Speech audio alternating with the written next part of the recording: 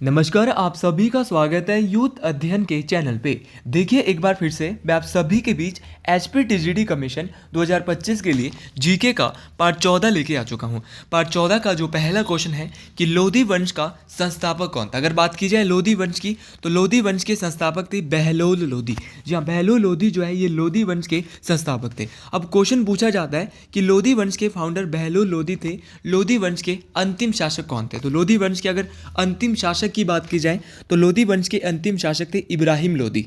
अगर लोधी वंश की बात करें तो लोधी वंश का जो शासन था वो 1451 से 1526 ईस्वी तक था। ये भी आपको याद रखना है, बहुत बार इसका जो टाइम पीरियड भी पूछा जाता है। तो लोधी वंश का जो टाइम पीरियड था वो 1451 से 1526 तक था। 1526 में पानीपत की पहली लड़ाई में लोधी वंश के जो अंतिम शासक थे इब्राहिम लोधी को बाबर के द्वारा, किसके द्वारा हराया जाता है, बाबर के द्वारा हराकर भारत में मुगल साम्राज्य की नींव रखी जाती है। तो लोधी वंश के अंतिम शासक कौन थे, इब्राहिम लोधी। देखिए, अगर मैं लोधी वंश की बात करता हूँ, यहाँ पर सिकंदर लोधी दिया है। बहलोल लोधी के बाद लोधी वंश के जो दूसरे शासक बनते हैं इनका नाम था सिकंदर लोधी। बहुत सारे क्वेश्चन यहाँ एक ही क्वेश्चन से डिटेल से यहाँ पर डिस्कस कर रहे हैं कमीशन के एग्जाम में। और अगर आप अभी भी टीजीटी कमीशन के बैच में अभी तक एनरोल नहीं हुआ है तो आप इस नंबर पे जल्दी से जल्दी कांटेक्ट कर ले। आपको यहाँ पर जो है वो एडमिशन जो है वो ओपन है और अभी भी हमारे पास जो है 11 सीटें लेफ्ट बची है। तो जल्दी से जल्दी आप हमारे इस बैच को ज्वाइन कर ले। ये हमारा नंबर है 7876145409। जल्दी से आप इस नंबर पे कांटेक्ट करें और लाइव प्लस रिकॉर्डेड यहाँ पे क्लास रहने वाली है। बहुत ज़्यादा बेनिफिशियल ये आपको क्लास रहेगी। हर एक सब्जेक्ट आपको यहाँ पर जो है वो करवाया जाएगा और बहुत ही अच्छे लेवल से यहाँ पर इन सब्जेक्ट को करवाया जाएगा। अगर मैं आगरा शहर की बात करता हूँ तो आगरा शहर जो है यहाँ पर ऑप्शन में दिया है सिकंदर लोधी। सिकंदर लोधी के द्वारा इस शहर की स्थापना की गई थी। सिकंदर लोधी ने आगरा शहर की स्थापना की। अब क्वेश्चन पूछने वाला क्वेश्चन ये भी पूछ सकता है कब की गई थी, तो 1504 ईस्वी। 1504 ईस्वी में आगरा शहर की स्थापना किसके द्वारा, सिकंदर लोधी के द्वारा की जाती है। देखिए, अगर यहाँ पे बात की जाए, अब बाबर को जब भारत बुलाया गया था तो किसके द्वारा बुलाया गया था, तो बाबर को जो भारत बुलाया गया था वो दौलत खान लोधी, इब्राहिम लोधी के जो चाचा थे दौलत खान लोधी, इनके द्वारा जो है वो बाबर को भारत बुलाया गया था। अगर दौलत खान लोधी की बात करें, दौलत खान लोधी जो है वो पंजाब के गवर्नर हुआ करते थे, दौलत खान लोधी। और सिकंदर लोधी की बात करते हैं तो इनका कार्यकाल जब मैं देख रहा था 1489 से 1517। एक बार पूछा गया है, परीक्षा में पूछा गया है कि भैया ये बताइए सिकंदर लोधी का कार्यकाल क्या था, तो 1489 से 1517 जो है वो सिकंदर लोधी का कार्यकाल था। इनके द्वारा जो है वो किसकी स्थापना की गई थी, आगरा शहर की जो है स्थापना की गई थी। उसी प्रकार अगर सिकंदर लोधी की बात करते हैं तो इनके द्वारा दिल्ली से आगरा, राजधानी पहले दिल्ली होती थी, दिल्ली से जो है आगरा अपनी राजधानी बनाया गया।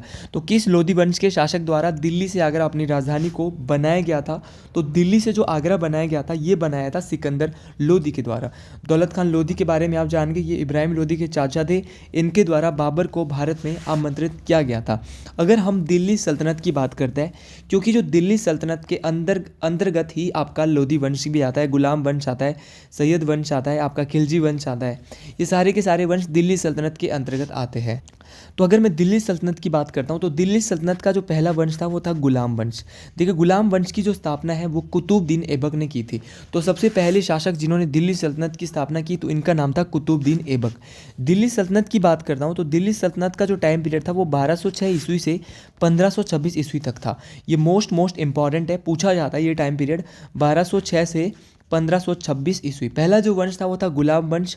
गुलाम वंश का टाइम पीरियड था 1206 से 1290। याद रखना है, ये सारे के सारे क्वेश्चन जितने भी मैं एक्स्ट्रा क्वेश्चन आपको बता रहा हूँ, 1206 से 1290 जो है वो टाइम पीरियड था किसका, आपकी गुलाम वंश का। अगर मैं गुलाम वंश की बात करता हूँ तो गुलाम वंश के जो आखिरी शासक थे, गुलाम वंश की स्थापना कुतुबुद्दीन ऐबक ने की थी, लेकिन इसके जो आखिरी शासक थे इनका नाम था शमशुद्दीन बख्तियार काकी। क्या नाम था, शमशुद्दीन बख्तियार काकी जो है वो गुलाम वंश की आखिरी शासक थे। अगर मैं बात करता हूँ कुतुबुद्दीन ऐबक की, तो कुतुबुद्दीन ऐबक ने अपने गुरु कुतुबुद्दीन बख्तियार काकी, क्या नाम था इनके गुरु का, कुतुबुद्दीन बख्तियार काकी की याद में कुतुब मीनार की नींव रखी। ये भी आपको याद रखना है कि जो कुतुबुद्दीन ऐबक के गुरु थे कुतुबुद्दीन बख्तियार काकी की याद में कुतुब मीनार की नींव रखी गई थी। किसके द्वारा, कुतुबुद्दीन ऐबक के द्वारा। इनके एक सूफी संत थे जिनका नाम था कुतुबुद्दीन बख्तियार काकी। तो कुतुब मीनार जो है किसके द्वारा बनाया गया? कुतुबुद्दीन ऐबक के द्वारा। लेकिन पूर्ण रूप से जो कुतुब मीनार का जो निर्माण हुआ था वो हुआ था कुतुबुद्दीन ऐबक के गुलाम और दामाद इल्तुतमिश के समय। तो ये भी आपको याद रखना है। और जो हमारा कुतुबुद्दीन ऐबक था, गुलाम वंश का जो शासक था कुतुबुद्दीन ऐबक, इसके द्वारा ही भैया अढ़ाई दिन का झोपड़ा अजमेर में पड़ता है। अढ़ाई दिन का झोपड़ा अगर आपने सुना होगा, अढ़ाई दिन का झोपड़ा भी बनवाया गया था। तो अढ़ाई दिन का झोपड़ा जो है वो किसके द्वारा बनाया गया था? तो ये भी कुतुबुद्दीन ऐबक के द्वारा इसका निर्माण करवाया गया था। अगले क्वेश्चन की ओर बढ़ते हैं। अगला क्वेश्चन बहुत ज़्यादा इंटरेस्टिंग क्वेश्चन है। सारे के सारे क्वेश्चन बहुत इंटरेस्टिंग रहने वाले हैं आज की इस क्लास में, आज के इस लेक्चर में, पार्ट नंबर 14 में। गुलबदन बेगम, देखिए हुमायूं नामा जो लिखा था वो लिखा था गुलबदन बेगम के द्वारा। जी ऑप्शन सी यहाँ पे बिल्कुल सही हो जाएगा। अगर मैं गुलबदन बेगम की बात करता हूँ, इनके द्वारा एक जो है वो लिखा गया था हुमायूं नामा, जो कि हुमायूं की जो है ये क्या थी, पूछा जाता है हुमायूं की बहन। गुलबदन बेगम का जो संबंध था, हुमायूं की ये बहन थी और बाबर की बेटी थी। ये बात आपको याद रखना है। बाबर की बेटी का नाम क्या था? तो बाबर की बेटी का नाम था गुलबदन बेगम और इनकी और हुमायूं की क्या थी, ये बहन थी गुलबदन बेगम। इस बात को भी आपने याद रखना है। देखिए इनके द्वारा जो हुमायूं नामा लिखा गया था, किसके द्वारा? गुलबदन बेगम के द्वारा। गुलबदन बेगम ने जो हुमायूं नामा लिखा था ये किस भाषा में लिखा था? तो इन्होंने तुर्की भाषा में हुमायूं नामा की रचना की थी। इस बात को आपने याद रखना है। बाबर ने मुगल वंश की स्थापना की है। जी हाँ, बाबर के द्वारा भारत में मुगल सल्तनत की स्थापना पानीपत के पहले युद्ध में ही 1526 में की गई थी। सबसे पहले आपको पता है, सबसे पहले बाबर आता है, बाबर के बाद हुमायूं आता है, हुमायूं के बाद अकबर आता है, अकबर के बाद जहांगीर आता है जिनको सलीम भी कहा जाता है, जहांगीर के बाद भैया शाहजहाँ आता है और शाहजहाँ के बाद जो है वो औरंगजेब आता है। इसी प्रकार ये क्रम चला रहता है। और अंतिम जो मुगल बादशाह थे वो था बहादुर शाह जफ़र द्वितीय। तो बहादुर शाह जफ़र द्वितीय अंतिम मुगल बादशाह माने जाते हैं। देखिए अगर मैं बाबरनामा, बाबर की भी आत्मकथा है जिसका नाम है बाबरनामा, जिसको बाबर के द्वारा खुद लिखा गया है। तो बाबरनामा के रचयिता कौन है? तो हुमायूं नामा के जैसे गुलबदन बेगम है, उसी प्रकार बाबरनामा के कौन है? बाबर खुद है। बाबर की आत्मकथा खुद के द्वारा लिखी गई है। इस बात को भी आपने याद रखना है, मोस्ट इंपॉर्टेंट बात है। देखिए जो बाबरनामा है इसको तुजुक ए बाबरी भी कहा जाता है और तुजुक ए बाबरी को जो है वो तुर्की भाषा में भी लिखा गया है। इस बात को आपने याद रखना है। देखिए अगर मैं बात करता हूँ हुमायूं के मकबरे की, हुमायूं का मकबरा भी बहुत बार परीक्षा में पूछा जाता है। हुमायूं का जो मकबरा है वो उनकी पत्नी, उनकी जो विधवा पत्नी जो हुमायूं की मृत्यु के बाद रही थी, बेगा बेगम के द्वारा जो है हुमायूं का मकबरा बनवाया गया था। ये जो बात है वो 1569 और 70 के आसपास की बात है। तो इन्होंने हुमायूं का मकबरा जो है किसके द्वारा बनाया गया था? तो ये बेगा बेगम के द्वारा बनाया गया था। बेगा बेगम को कहीं ना कहीं किन्हीं किताबों में हाजी बेगम, दोनों बात आपको याद रखनी है कि हाजी बेगम और बेगा बेगम एक ही है और इनके द्वारा हुमायूं का मकबरा बनवाया गया था। कब बनवाया गया था? ये 1569 और 70 के आसपास की भैया बात है। दोनों बातें आपको याद रखनी है, मोस्ट इंपॉर्टेंट है। इसके जो वास्तुकार थे किसके? हुमायूं के मकबरे के, तो इनका नाम था मिराक मिर्ज़ा ग्यास। तो मिराक मिर्ज़ा ग्यास जो है वो हुमायूं के मकबरे के क्या थे?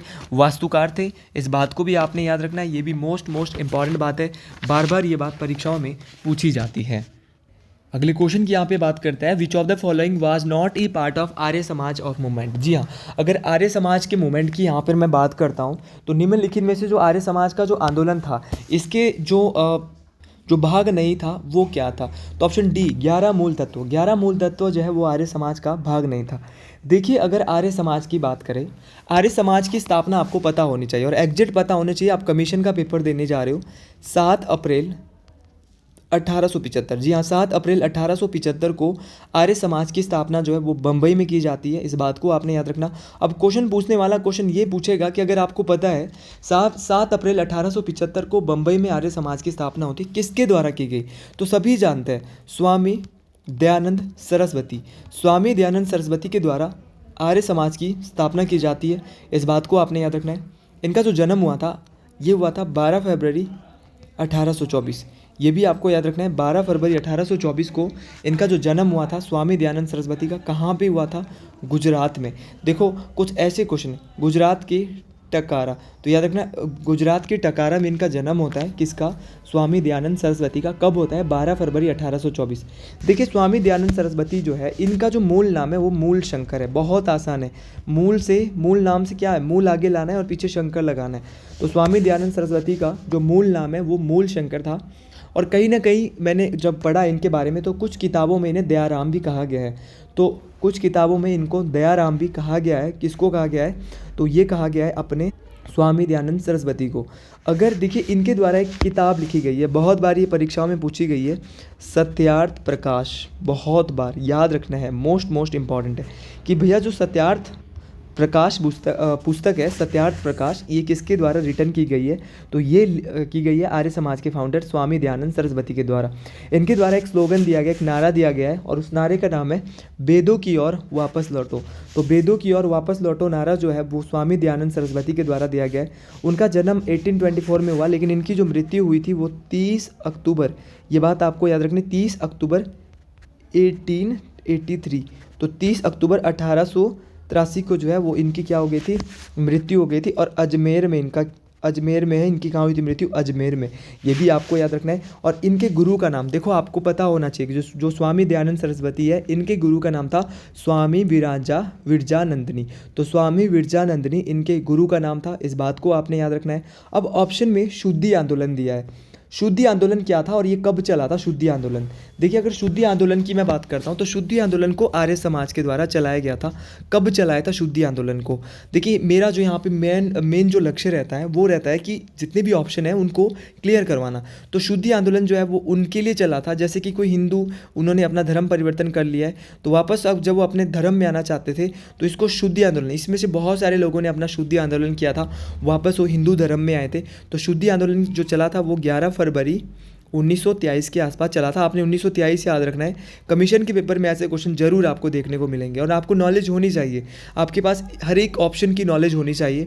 विधवा पुनर्विवाह की अगर मैं बात करता हूँ तो विधवा पुनर्विवाह पहली बार 7 दिसंबर 1856, 7 दिसंबर 1856 को ईश्वर चंद्र विद्यासागर के द्वारा पहली बार विधवा पुनर्विवाह जो है वो करवाया गया था, इस बात को आपने याद रखना है। और स्त्री शिक्षा की अगर मैं बात करता हूँ तो स्त्री शिक्षा में बहुत सारे नेता जैसे कि सावित्रीबाई फुले, बहुत योगदान रहा है इनका स्त्री शिक्षा के लिए।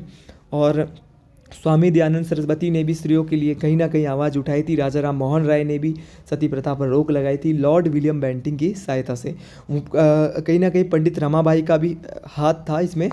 तो ये सारे क्वेश्चन आपको याद रखने, चाहे स्त्री शिक्षा है, विधवा पुनर्विवाह या शुद्धि आंदोलन है, तीनों ही आंदोलन, शुद्धि आंदोलन 1923, आपका विधवा पुनर्विवाह 1856, और जो आपका स्त्री शिक्षा है इसके लिए किस किसने आवाज़ उठाई थी, ये सारी चीज़ें मैं आपके बीच डिस्कस करवा चुका हूँ। अगले क्वेश्चन का यहाँ पे बात करते हैं, रामकृष्ण मिशन की स्थापना किसने की?